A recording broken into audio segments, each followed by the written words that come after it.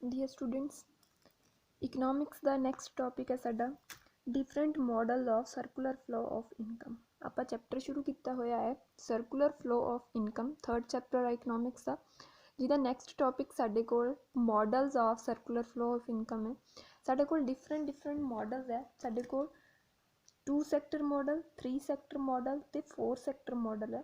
ਤੇ 2 sector model ਦੇ ਵਿੱਚ ਸਾਡੇ ਕੋਲ simple 2 sector model and with financial sector 2 sector model है तो 3 सैक्टर मॉडल है तो 4 सैक्टर मॉडल है।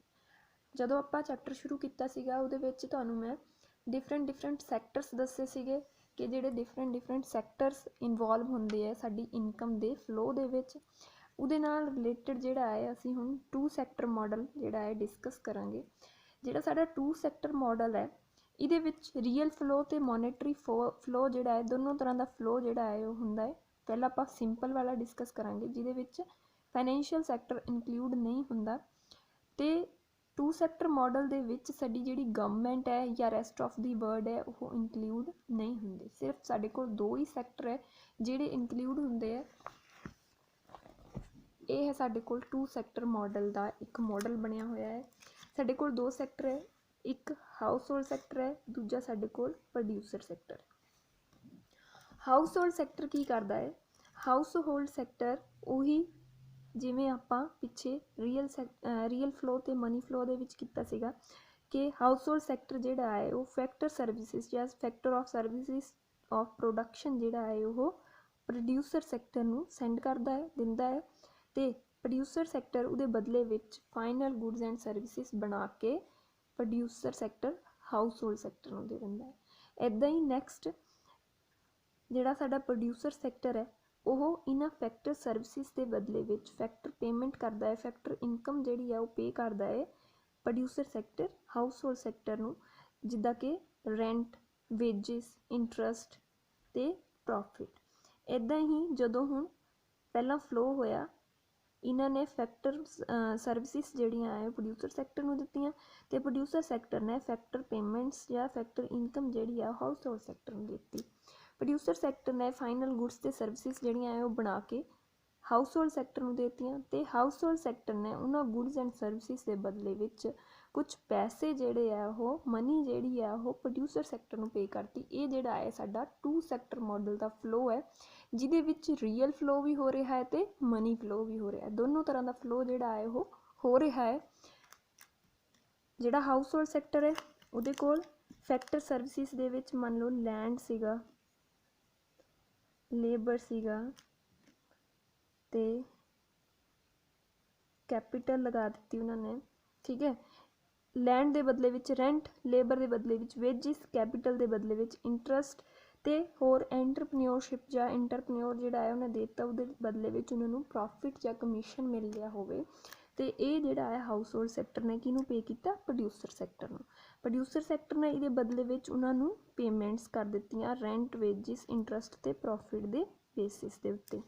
इदां ही प्रोड्यूसर सैक्टर जिहड़ा है मैन्युफैक्चर सैक्टर हुंदा जिहड़ा कि गुड्स नूं बनांदा है ते प्रोड्यूसर सैक्टर ने गुड्स एंड सर्विसिज बनाईयां ते बना के किहनूं बेच दित्तियां? हाउस होल्ड सैक्टर नूं बेच दित्तियां ते जदों बेच दित्तियां तां उन्हां दे बदले विच हाउस होल्ड सैक्टर नूं प्रोड्यूसर सैक्टर दे हाउस होल्ड सैक्टर ने प्रोड्यूसर सैक्टर नूं कुछ पैसे पे कीते, एक्सपेंडिचर इंकर कीता उन्हां फाइनल गुड्स एंड सर्विसिज दे उत्ते। ये है साडा 2 सैक्टर मॉडल जो कि आपां हुण डिस्कस कीता।